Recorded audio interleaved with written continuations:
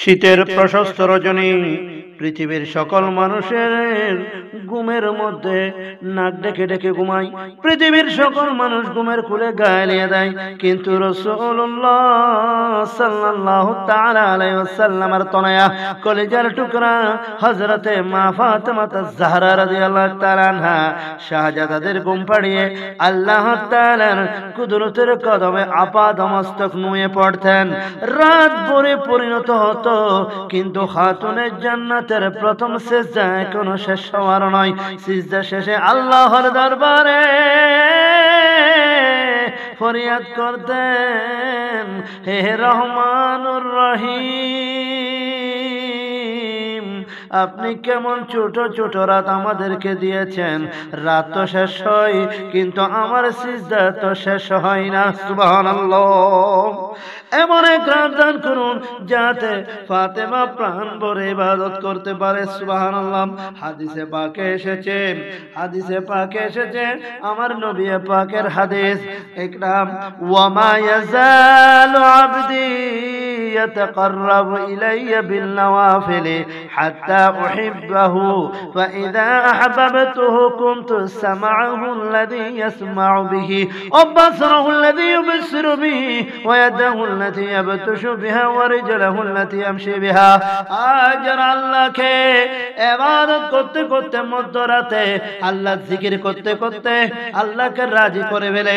আল্লাহর বান্দা যখন আল্লাহর কাছে চলে যায়, আল্লাহর নৈকট্য হাসিল করে, তখন আর বান্দা আর সাধারণ বান্দা থাকে না, অসাধারণদের মধ্যে অন্তর্ভুক্ত হয়ে আল্লাহর ওলি হয়ে, তখন হাদিসে পাকে যেমনটি বলা হয়েছে, তখন ওই বনি আদমের ওই কর্ণ আল্লাহর কান হয়ে যায়।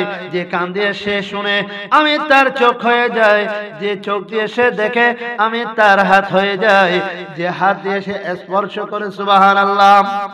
প্রিয় হাজরিন, আল্লাহ রাব্বুল আলামিন কোরআনে পাকের মধ্যে ইরশাদ করেছেন, ওয়াল্লাযীনা ইয়াবিতুনা লিরাব্বিহিম সুজদান ওয়া কিয়ামা। সূরা ফুরকান শরীফের 25তম আয়াতে মুবারাকায় আল্লাহ রাব্বুল আলামিন ইরশাদ করেন, যারা রাত্রি যাপন করে পালনকর্তার উদ্দেশ্যে সিজদায় অবনত হয়ে ও দণ্ডায়মান হয়ে আল্লাহকে ডাকে, আল্লাহ তাদের উপরে এমন রহমত নাযিল করেন, তারা আল্লাহর প্রিয় ভাজন হয়ে, ওলি হয়ে, বন্ধু হয়ে দুনিয়ার মধ্যে বিচরণ করেন। সুবহানাল্লাহ। তাই হযরতে আদম, সফিউল্লাহ, ঈসা, রুহুল্লাহ পর্যন্ত যত নবী আম্বিয়া একরামগণ এসেছেন, তারা রাত জেগে আল্লাহর ইবাদতে অবনত ছিলেন। কিন্তু আমার নবী আকরাম সাল্লাল্লাহু তাআলা আলাইহি ওয়াসাল্লাম আর আহলে বাইতে রাসূলগণ কোনোভাবে এই রাতের ইবাদত ছাড়তেন না। মধ্যরাতে আল্লাহকে রাজি করার জন্য জাগ্রত থাকতেন। প্রিয় হাজরিন, খাতুনে জান্নাত মা খদিজাতুল কুবরা রাদিয়াল্লাহু তাআলা আনহার এই নূরানী ঘটনা পর্যন্ত এখানে বর্ণিত হয়েছে। আমার মা খদিজাতুল কুবরা রাদিয়াল্লাহু তাআলা আনহা আমার রাসূল পাকের অনুকরণে রাত্রে জেগে ইবাদত করতেন। আমার নবী পাক সবচেয়ে বেশি ভালোবাসতেন নিজের সহধর্মিনীদের মধ্যে মা খদিজাতুল কুবরা রাদিয়াল্লাহু তাআলা আনহাকে, কেননা তার সাথে সাথে তাহাজ্জুদের নামাজ রাত জেগে জেগে আমার রাসূল পাকের অনুকরণে নামাজ পড়তেন। এমন স্বামী জান্নাতের সরদার স্বামী, আল্লাহর হাবিব স্বামী, দুজানের বাদশার স্বামী, এমন রহমতের কান্ডারি স্বামী পেয়ে তার অনুসরণে নামাজ পড়তেন। আমরা আমার নবীর আদর্শ থেকে কি শিক্ষা নেই? আমাদের তো সহধর্মিনী স্ত্রী আছে, আমাদেরকে কি অনুসরণ করবে? আমাদের তাহাজ্জুদ পড়া তো দূরের কথা, ফজরের নামাজও মানুষ ঠিকভাবে পড়তে পারি না। ইয়া আল্লাহ, আমার রাসূল পাকের যে সহধর্মিনী, আমাদের মেহেরবান মুমিনের আম্মা জান মা খদিজাতুল কুবরা রাদিয়াল্লাহু তাআলা আনহা পর্যন্ত আমার নবীর সাথে নামাজ আদায় করতেন। সুবহানাল্লাহ। প্রিয় হাজিরিন, আল্লাহ রাব্বুল আলামিন পবিত্র কোরআনুল কারীমের মধ্যে ফরমাচ্ছেন, আলা বিযিকরিল্লাহি তাতমাইন্নুল কুলুব। এমন বান্দা আল্লাহর রয়েছে যারা এমন মকামে পৌঁছে যায় তারা আর সাধারণ বান্দা থাকে না, তারা অসাধারণদের মাঝে পার্থক্য সৃষ্টি হয়ে যায়। আল্লাহর সান্নিধ্য অর্জনকারীরা সদা আল্লাহর গুণগানে ব্যস্ত থাকে, রাত কাটিয়ে দেয় জিকিরে ইলাহি তথা আল্লাহর স্মরণে ধ্যানে মগ্ন থাকে। এমন এক প্রতিষেধক, এমন অন্তরের প্রশান্তি, এমন পৃথিবীর মধ্যে যে জিকিরের মধ্যে একমাত্র আল্লাহ শান্তি নিহিত রয়ে রেখেছেন। যার কলবে শান্তি চাই, যাই মনের শান্তি কামনা করে, সেই জন্য বেশি বেশি আল্লাহ জিকির করে, মধ্যরাত্রে আল্লাহর সান্নিধ্য হাসিলের জন্য আল্লাহকে ডাকে। সেই জন্য শায়ের বলছেন, এসো আল্লাহ আল্লাহ আল্লাহ হরদম জিকির করি সবাই, এসো আল্লাহ আল্লাহ আল্লাহ হরদম জিকির করি সবাই। আরে আল্লাহ ব্যতীত আর দ্বিতীয়, আল্লাহ ব্যতীত আর দ্বিতীয় উপাসকে হো না। এসো আল্লাহ আল্লাহ আল্লাহ হরদম জিকির করি সবাই, এসো আল্লাহ আল্লাহ আল্লাহ হরদম জিকির করি সবাই। সৃষ্টিকর্তা আল্লাহ মোদের পালন কর্তাও তিনি, তাহার অতুল মহিমার কাছে আমরা সবাই ঋণী। ওরে ঋণী খেলাপি হয়ে কেন বৃথা জিন্দগি কাটা। এসো আল্লাহ আল্লাহ আল্লাহ হরদম জিকির করি সবাই, এসো আল্লাহ আল্লাহ আল্লাহ হরদম জিকির করি সবাই।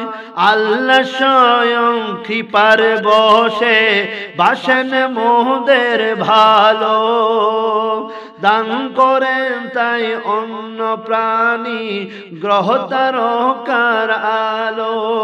আল্লাহ স্বয়ং কৃপার বসে বাসেন মোদের ভালো, দান করেন তাই অন্য পানি গ্রহ তারকার আলো।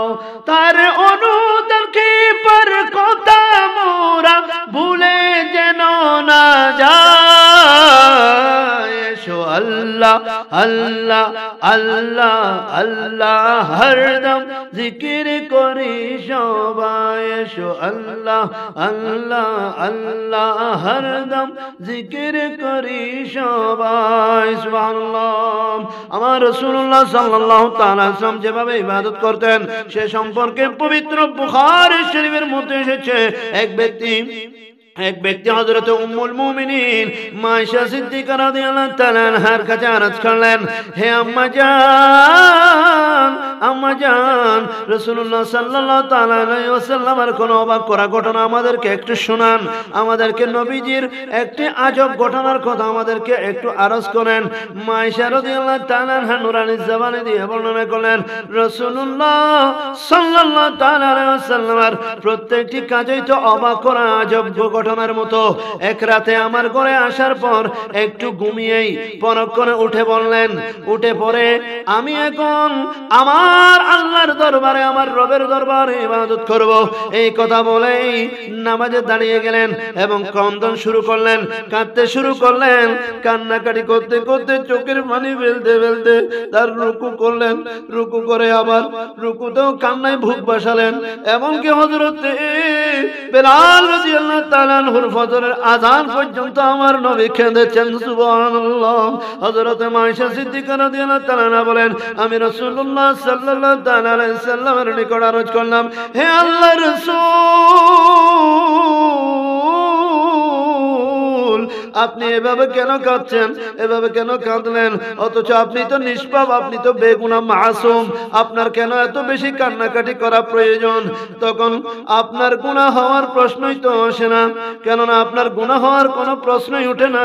এই কথা যখন বললেন, আমার রাসূলুল্লাহ সাল্লাল্লাহু আলাইহি ওয়াসাল্লাম বলেন, আমি কি আমার রবের দরবারে, আল্লাহর দরবারে শুকরগুজারি অন্তর নিয়ে শুকরগুজার করব না? আমি কি আল্লাহর ইবাদত বন্দেগী করব না? আমি কি আমার মহান রবকে সান্নিধ্য পাওয়ার জন্য, আমার রবের প্রশান্তি পাওয়ার জন্য আল্লাহকে ডাকবো না? আমি অবশ্যই অবশ্যই আমার রবের শুকরগুজারি হব। পরিণত কেন হব না? আমার হায়াতের জিন্দেগির মধ্যে আমি আমার হাবিবের, আল্লাহ রাসূলের পাকের যে দিদারে ইলাহি আমি নামাজের মধ্যে লাভ করতে পারি, এইটাকে থেকে আমি কেন বঞ্চিত হব? কেন আমি এরকম ইবাদত থেকে দূরে থাকব?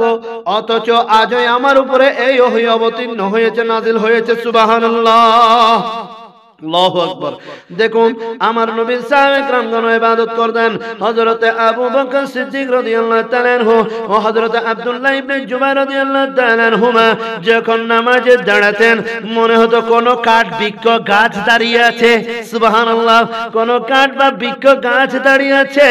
হযরত ইবনে জুবাইর রাদিয়াল্লাহু তাআলা আনহু যখন নামাজ পড়তেন, রুকু এত লম্বা করতেন যে রুকুর মধ্যে এত বেশি বিলম্ব করতেন, দেরি করতেন, লম্বা করতেন।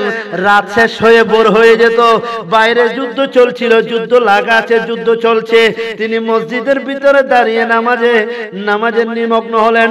নামাজে দাঁড়িয়ে নামাজ পড়তে পড়তে হঠাৎ দেয়ালে একটি গোলা লেগে একটি গোলার ভারতের টুকরো তার কণ্ঠনালী ও দাড়ির মাঝামাঝি জায়গা দিয়ে দ্রুত চলে গেল।